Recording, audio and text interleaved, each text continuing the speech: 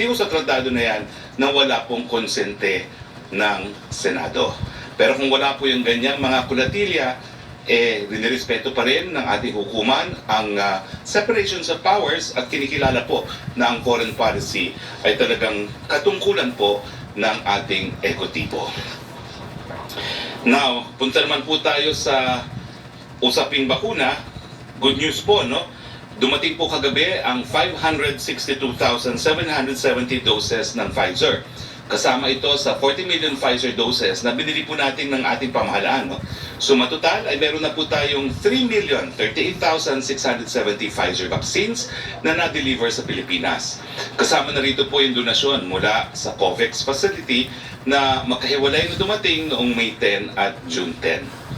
Dumating din po ngayon, kanina umaga po, ang 1.5 million doses ng Sinovac. At bukas naman po, July 23, karagdagang 1 million pa po ng Sinovac ang expected na darating. Rain or shine po, tuloy ang pagdating ng supply ng bakuna. At rain or shine, patuloy din po ang ating ginagawang pagbabakuna. No? Bago ang press briefing sa Malacanang, ang inyong spokesman ay nasa lungsod ng Pasig para samahan po yung kahawig nating Mayor Vico Soto, no? Para sa pag-commemorate po ng 100% vaccination ng Pasig sa kanilang mga senior citizen. Yung mga lolo-lola, bakunado na po sila ng first shot, no? At para po mag-administer ng kauna-unahang mga doses ng Johnson & Johnson para po sa mga senior citizens at merong mga comorbidities. Ang 100% vaccination ng mga lolo-lola ay patunay na kaya natin magkaroon ng population protection.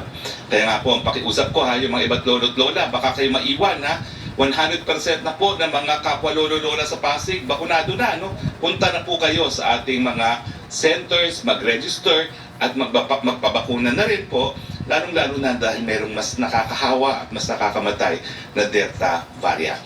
Basta tayo po ay sama-sama at tulong-tulong ang pambansang pamalaan, lokal na pamalaan at mga mamamayan ay makakamit natin ang ating layunin, ang population protection. Makikita ninyo ang na marami ang magagawa kung trabaho muna bago magpolitika. Ito po ang ilang mga larawan ng nasabing event. As of July 21, 2021, 6 p.m. kagabi, halos 16 na milyon or 15,953,911 ang total doses po na na-administer na natin. Ibig sabihin, halos 16 million na po yan. Okay? Nasa 5,231,406 na rin po ang mga kababayan nating nakakompleto na ng 2 doses. No? Ulitin namin, wala pong bayad ang ating una at pangalawang dose ng bakuna. Kinakailangan lang po magpa-schedule.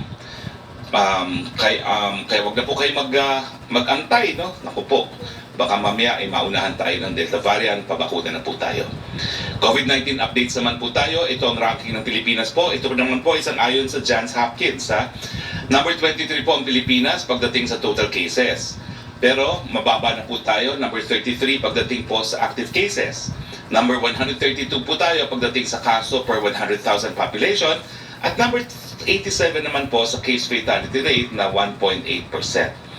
Dito naman po sa Southeast Asia, makikita po natin sa infographics na pang-anim na po ang Pilipinas. Pang-anim na lang po ang Pilipinas pagdating po sa mga aktibong kaso ng COVID. Nangunguna po sa Southeast Asia ang Indonesia, 549,694, Malaysia, 137,587, Thailand, 131,411, Myanmar, 70,070, Vietnam, 55,836 at Philippines, 47,996. Ito po talaga ay dahil sumipa na po sa ating mga karatig bansa ang Delta variant. Siguro po naswerte tayo na arkipelago tayo at meron tayong mas epektibong border control, pero naririto na rin po sa bansa natin ang Delta variant na sa kinakailangan po, mas paintingin pa natin ang mask, hugas, iwas at bakuna. Pagdating naman po sa mga bagong kaso dito sa atin, meron po tayong 6,516 na bagong kaso, sang-ayon po yan sa July 21, 2021 datos ng DOH. Mataas pa rin po ang ating recovery rate na nasa 95.1. Nasa 1,449,579 na po ang bilang ng mga gumaling. Samantalang malangkot natin binabalita po na 26,874 na po ang pumanaw dahil po sa coronavirus. Nakikiramay po kami sa lahat ng mga naulila. 1.76 po ang ating fatality rate. Kamusta naman po mga kalagayan natin sa ospital? No? Well, sa buong Pilipinas po, 55% pa lamang po ang ginagamit nating mga ICU beds. 47% utilize ang ating isolation beds. 43% naman po ang ating ward beds at 36% ang utilize ang ating ventilator. Sa NCR po, no, nananatiling mababa rin po. No? 42% lang po nagagamit nating ICU beds, 40% ang nagagamit nating isolation beds, 33% po ang mga ward beds na nagagamit at 34% ang mga ventilators na ginagamit. Na dito po nagtatapos ang ating presentasyon. No? Meron po tayong 4 na panauhin ngayon. No? Hinoog City Mayor Eric Cañosa, si Dr. Reverend Father Niconar Astriaco, at saka ang dalawang ambahador po natin galing sa Jakarta po, si Ambassador Lee Hyong Tiwi, at sa Thailand po si Ambassador Millicent Cruz Paredes. Puntahan po muna si Mayor ng Hinoog, Mayor Eric Cañosa. Sir, isa po sa mga lugar na isinalalim sa ECQ ang inyong syudad na Hinoog City. Ilan na ba po yung mga Delta variants na nadiscover dyan sa inyong lugar? At ano na po ang mga hakbang na ginagawa natin para palawakin pa at palakasin pa ang ating prevention, treatment, isolation, detection, and rehabilitation? Mayor Eric Cañosa, the floor is yours. Sir, nakamute po kayo. Paki-unmute lang po. Magandang tanghali po, Sec, Secretary Harry Roque. And una po sa lahat, maraming salamat po sa time na binigay niyo po sa amin para din po malalaman natin kung ano yung mga hakbang na ginawa ng City of Hinoog, lalo na po ngayon na meron po tayong reported na Delta variant ng COVID-19 po sa city. Actually po, Secretary, at sa lahat po ng ating tagapanood, ang Hinoog City po, sa ngayon po ay isa lang po ang reported na Delta variant ng COVID-19 po sa city natin. So, pinaiting po natin yung contact tracing dahil po ang ating Unified Commander na si Dr. Nascentino ay napaka-active din po, no, sa contact tracing team natin. And sa yung isa po na nag-positive ng Delta variant ay isolated naman po sila, sir. And sa ngayon po, we are under enhanced community quarantine. And we are strictly also following now the protocol set by the IDTF through resolution number 127-E. So sa ngayon po, sir, ang Hinoog City po, we have no other reported Delta variant na na-report. Pero yung isang Delta variant po na isolated naman po, meron po siya na kasama po sa bahay in which sila po yung naging positive na na-test po last June 28. So based on the guidelines po ng COVID-19, on the 21st day po, swab antigen test po natin bago po sila nirelease, and may nag-undergo po sila ng additional 7-day home quarantine. So noong July 16 po, nung na-release po ang report galing po sa inyo, Sec, na kasama po ang Hinoog City na meron pong Delta variant, contained naman po yung family, and we are very happy po na sa ngayon kahit yung 4, no, positive po sila sa COVID-19 after nirepeat po natin ng swab, but they are all asymptomatic.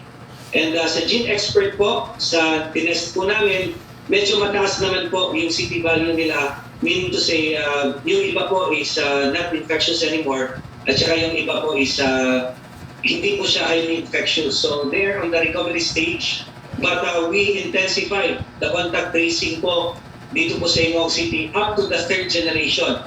At saka yung 2nd generation po, Sec, negative naman po yung result. So we are very happy na kahit po na negative, kinontact pa din po natin, no? Kinontact trace pa din po natin up to 3rd generation.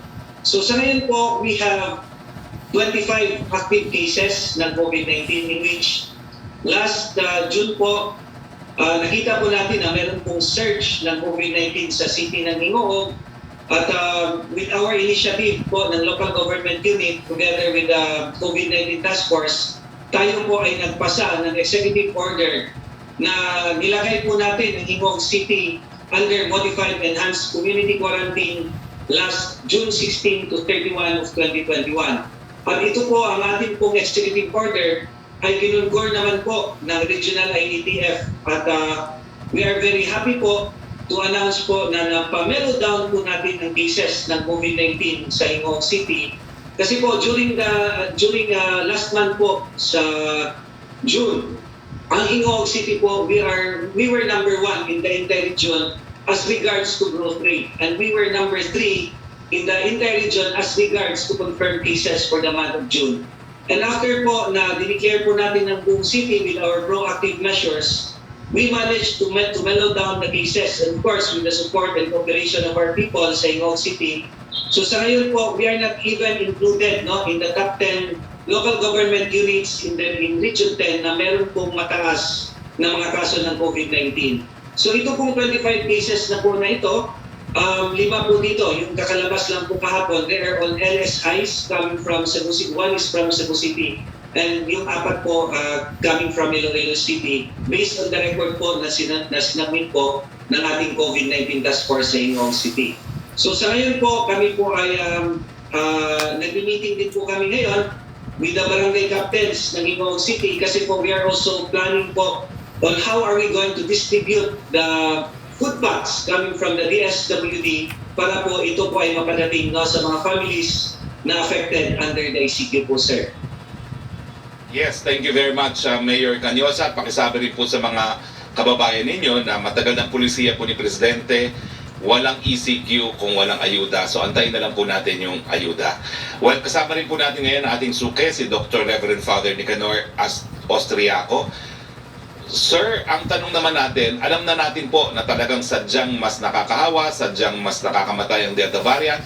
Ano naman po ang dapat gawin ng taong bayan para maiwasan po ang Delta variant?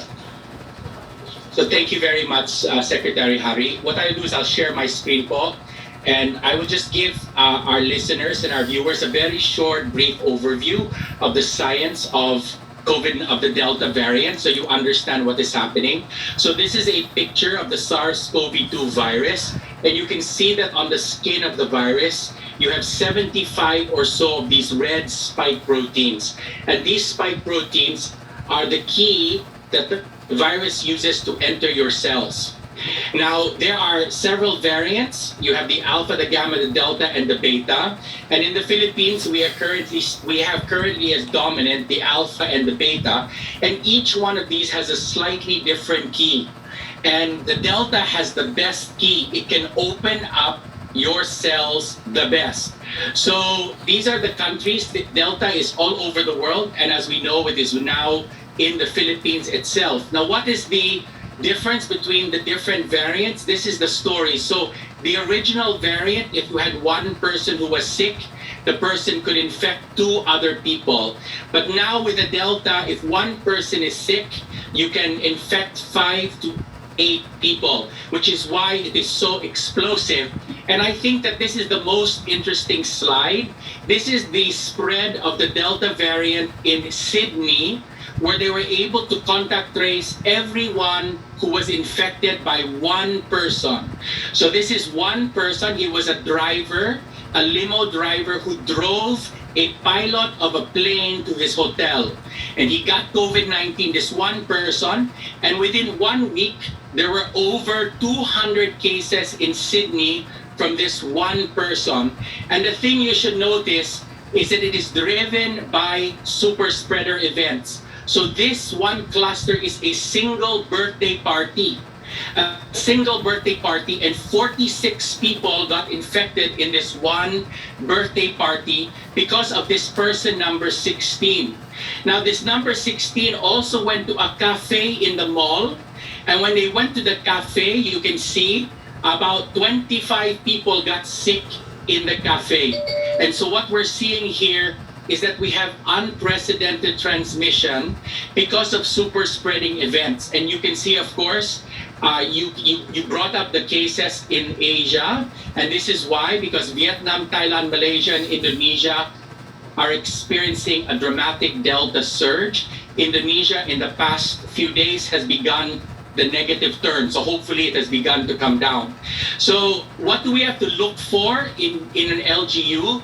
We have to look for an explosive number of cases. So I want to remind our viewers, in Pasay earlier this year in February and March, 1 week we had 28 cases per day. The next week we had 83 cases per day. 2 weeks later we had 150 new cases per day. The Delta will be twice as explosive as this. So once we see it explode in any LGU, it is so wonderful that LGU, the mayor was able to contain it. If it explodes in an LGU in the NCR, you will see something similar to this pattern like we saw in Pasay.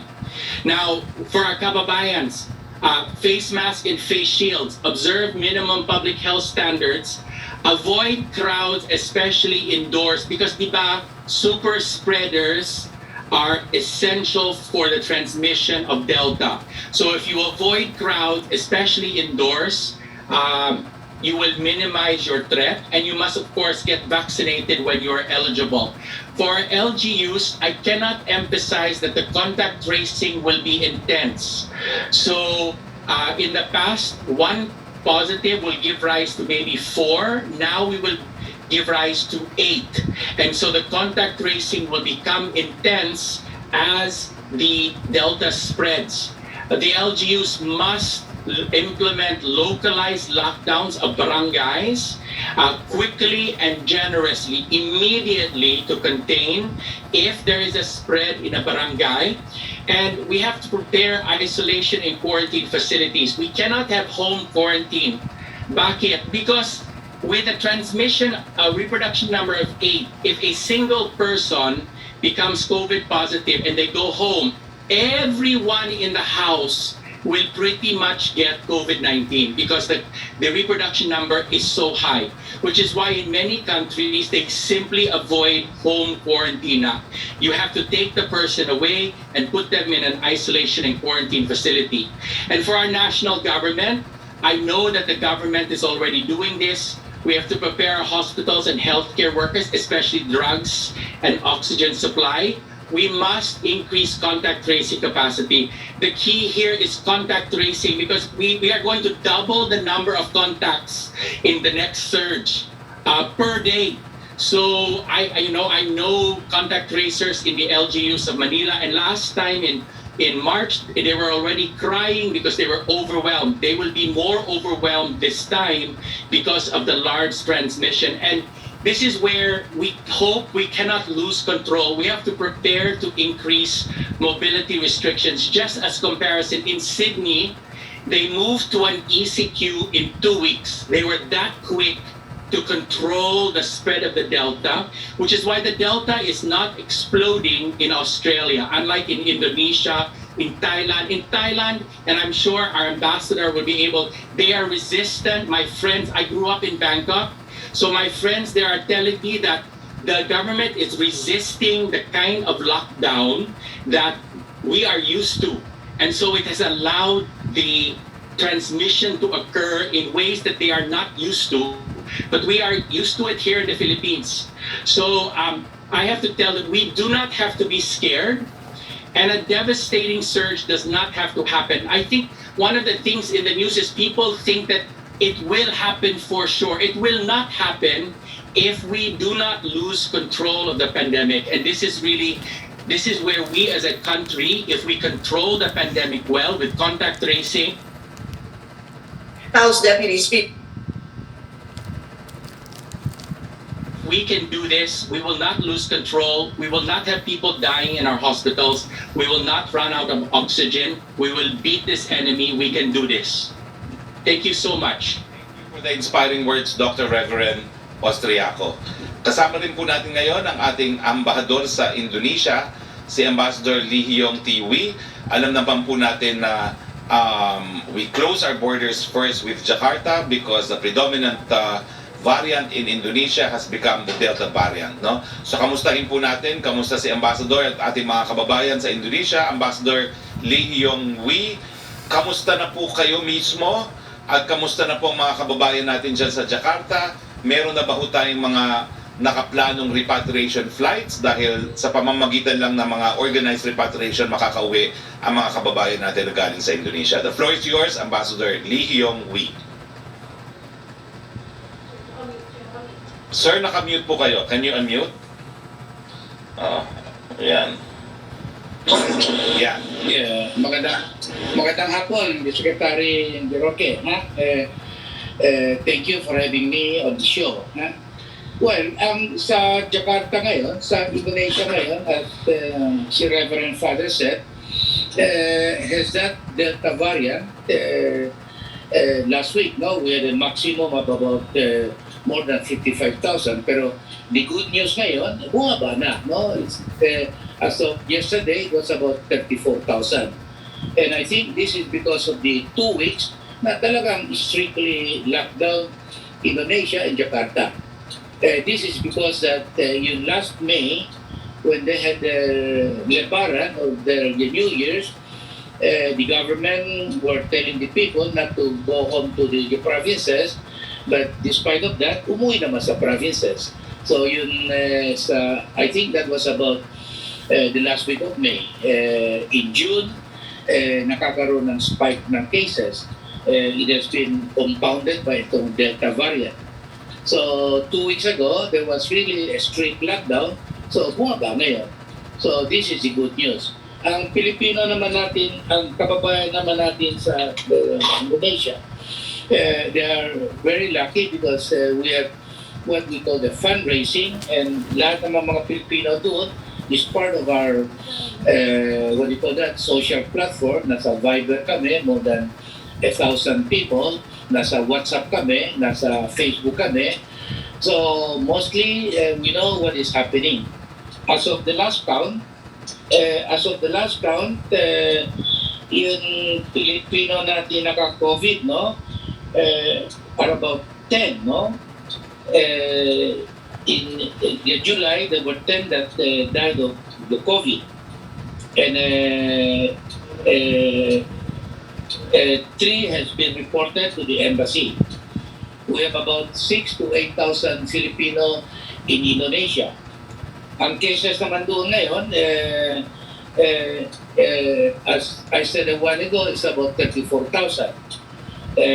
Mga kababayan naman natin ngayon are being vaccinated. And we advise them to stay home to get vaccinated. And most of them have been vaccinated either once or twice. Sa repatriation naman, Secretary, I just wrote a letter to IATF and the Department of Foreign Affairs to be able to repatriate our Filipino back to the Philippines, because there are, most of them has expired working contract, kailangan na bumalik na rito, and there are some of them that are in funding stage. So really we need about 1 or 2 flights.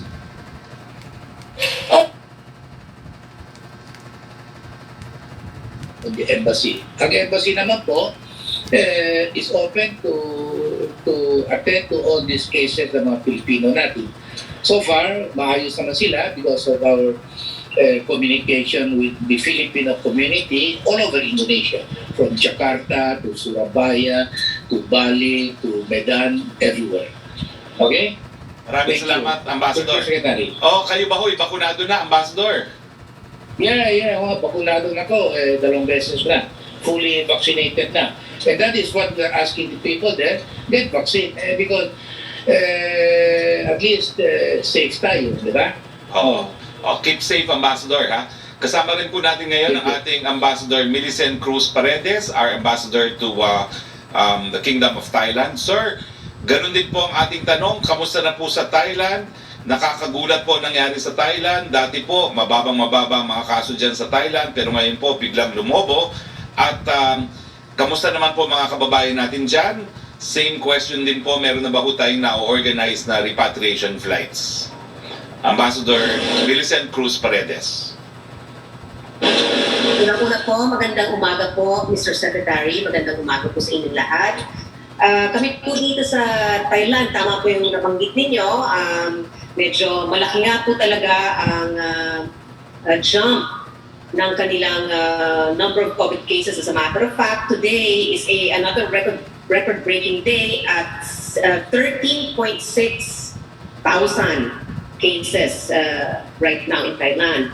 So, kami po, for the last several days, we have been really monitoring and we have been in touch with the Filipino community as well as the Thai authorities because we have been appealing for a wider access to the vaccination among our Filipino community. So, ang ginawa po naming initiative, nag-open po kami ng registration portal where Filipinos could register and then we submitted that to the Thai government. At nagpasalamat naman po sila, sabi po nila that would help them in reaching out to those who are eligible for vaccination. So right now, mayroon pong may mga portals din po ang Thai authorities for our Filipino community to register. We have always put that in our website. Kaya because we have been getting a lot of requesting po. So as for the repatriation request, meron po kaming 90 requests lang po right now. So pinoprocess po namin yan. But what we have really have done since last year is to issue this letter to extend the stay of our Filipino community here. Because of course we know that travel is restricted. So as of since last year, we have issued around 14,000 letters of request for the extension of the stay of our Filipino nationals here. And so far naman po, wala naman po kaming naririnig ng feedback na hindi sila napagbigyan because the Thai authorities of course know the situation that travel is not very easy these days. So, ang Filipino community po dito, numbers around 30,000.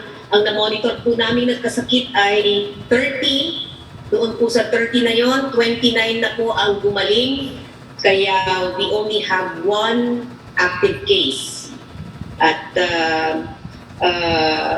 again, alam po ng mga Filipinos dito na anytime they can reach us for whatever assistance we could offer.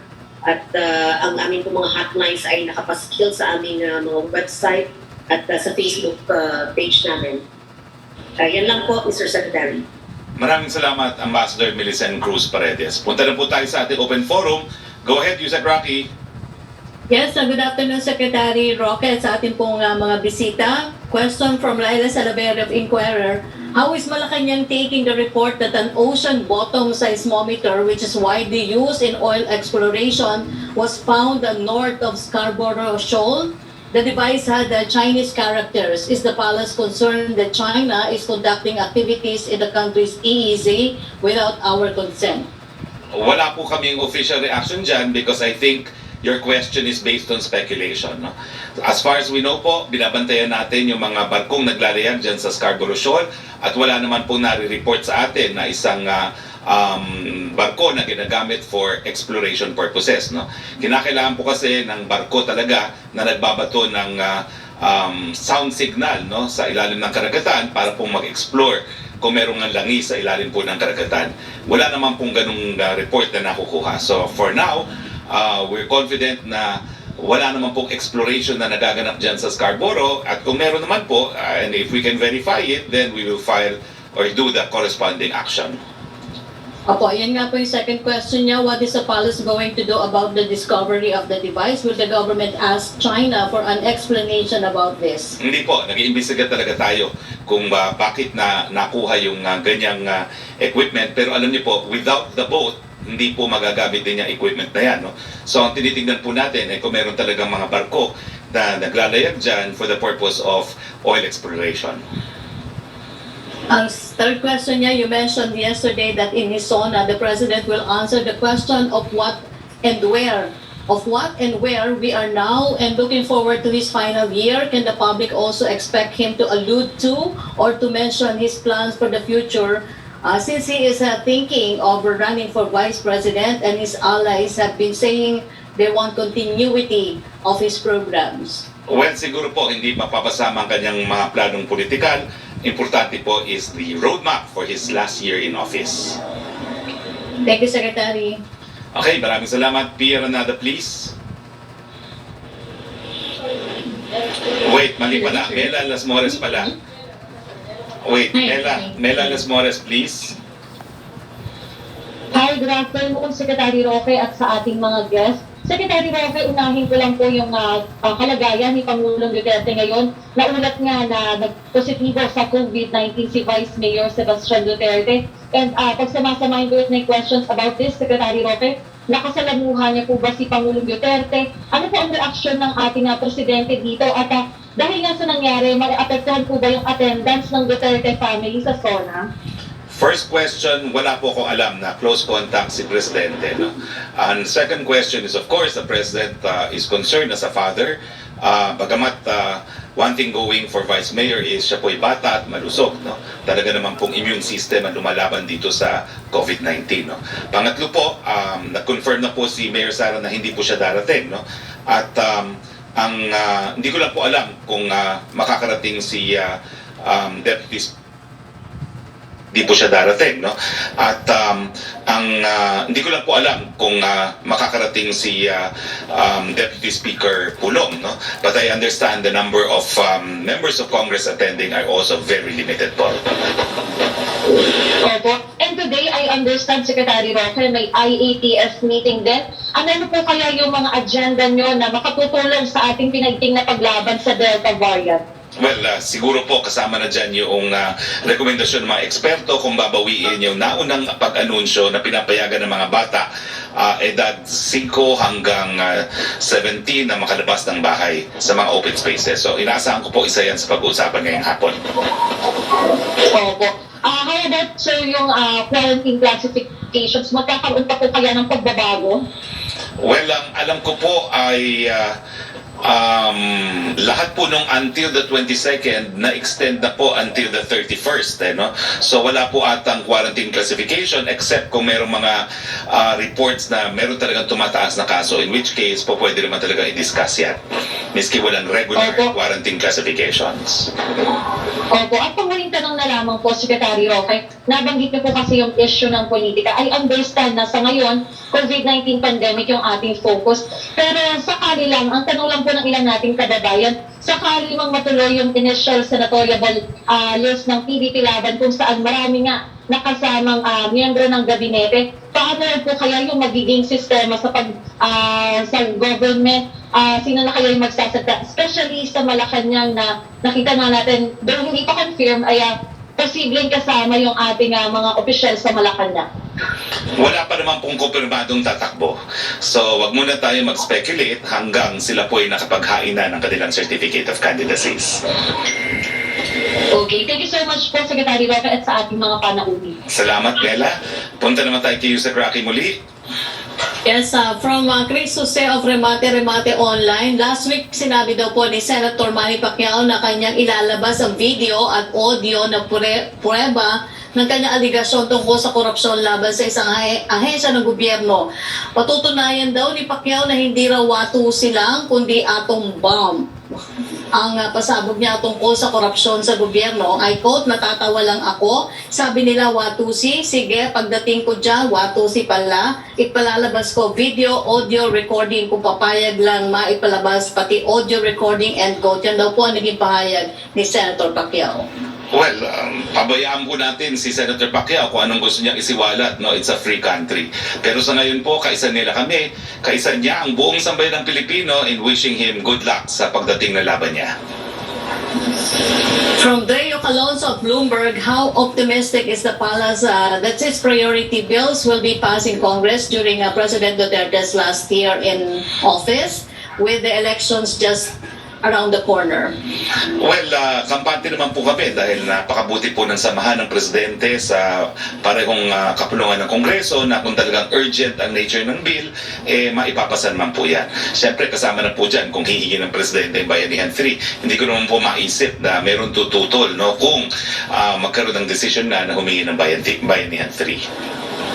Opo. Second question niya, how does the administration plan to push its priority measures in Congress whose members are expected to become busy with their re-election bids? Sabihin na lang natin na kung mayroong mga talagang priority bills, kinakailangan ipasa na yan sa lalong mabilis na panahon kasi kapag pinaabot pa natin sa susunod na taon, alam natin busy na sa politika ang lahat.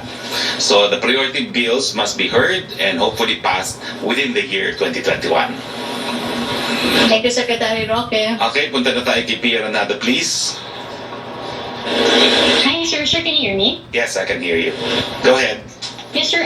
One of the findings or one of the remarks made by the Supreme Court in its March decision on the ICC withdrawal was that the Philippines, despite withdrawing, is still obligated to cooperate with proceedings that began before the withdrawal. How does the palace see this?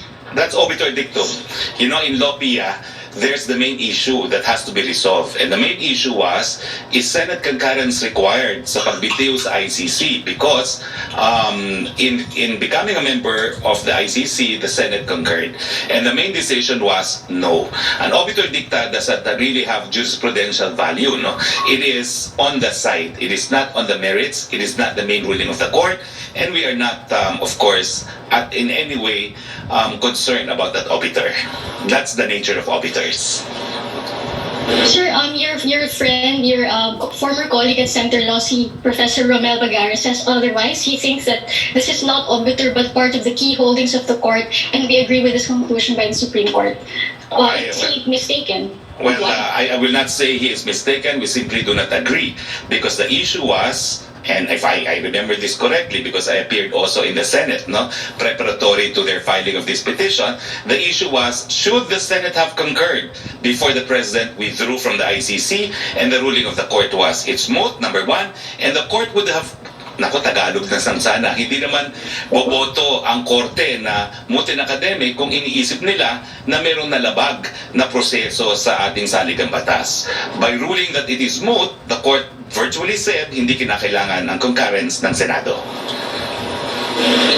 So does this mean, sir, that Malacanang will still not cooperate with the ICC probe despite these remarks in the decision of the Supreme Court? Unfortunately, the lack of enforcement mechanism cannot compel the Philippines to cooperate when the President has clearly said we will not do so.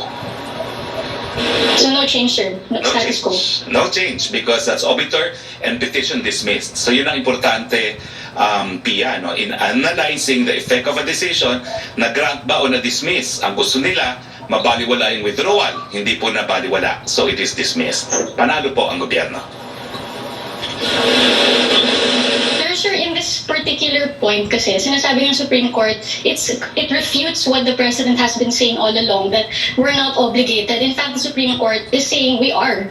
So this does not hold any weight for Malacanang at all? Pia, I've answered you. You're debating and let's not debate. Okay, thanks, sir. Thank you very much. Thank you, Pia. Let's go to you, Roque, please.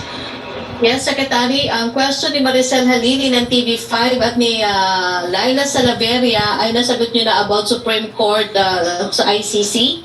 And second question ni Maricel Halili, hinihiling na Maribeles na bigyan sila ng mas malaking allocation ng bakuna lalo't very high risk sila, sabi ng Octa Research Group. Can the government commit more vaccine allocation for Maribeles, Bataan? Nako, tagarian po ako. So, I'm not saying yes because I'm from there. Pero ang Bataan po talaga naka-MECQ ever since the whole province, no? Kaya nga po sinabi naman ni Vaccine SAR na talaga magbibigay tayo ng karagdagang mga bakuna doon sa area na nagkakaroon po ng surge. At kasama na po dyan, hindi lang po ang munisipyo ng Mariveles, kundi ang buong probinsya ng Bataan. From Trish Terada ng CNN Philippines, President Duterte will meet U.S. Secretary of Defense Lloyd Austin when he visits July 29 to 30. Itatakel or may possibility ba na aprubahan na ni President Duterte ang Visiting Forces Agreement?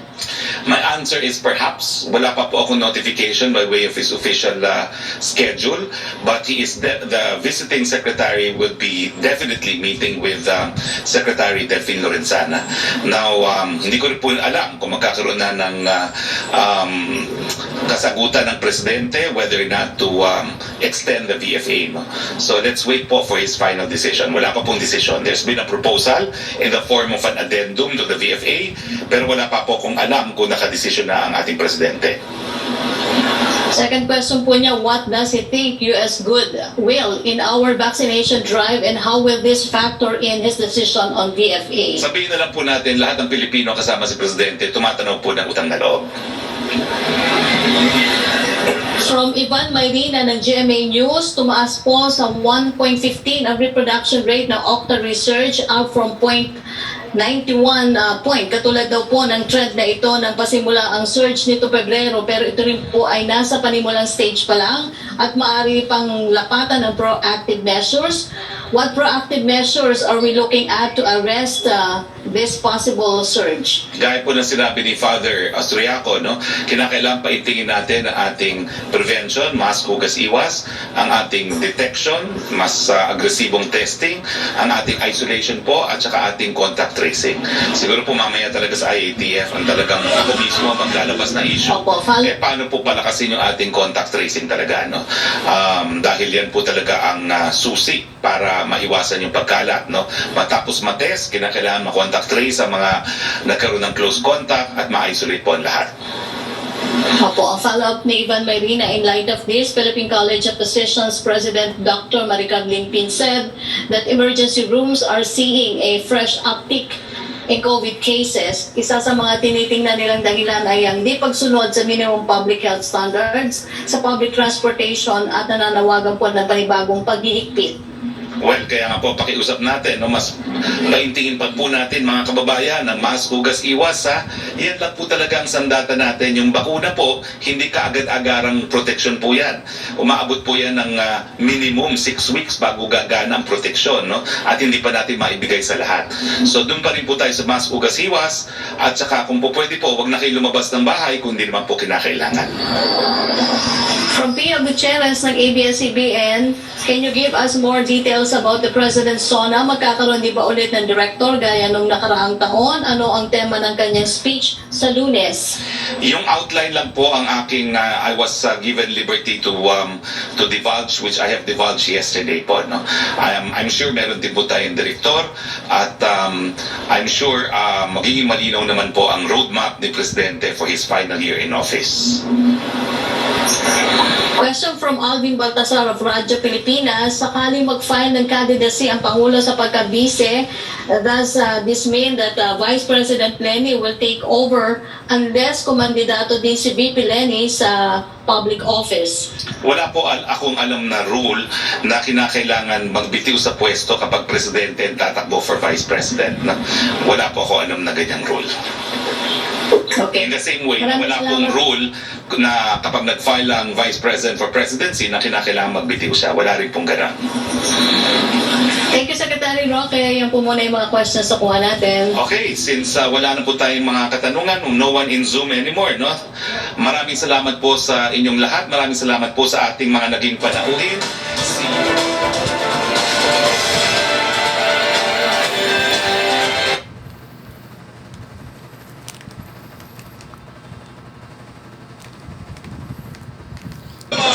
Tayo Yusek Roque, maraming salamat sa lahat ng miyembro ng ating Malacanang Press Corps.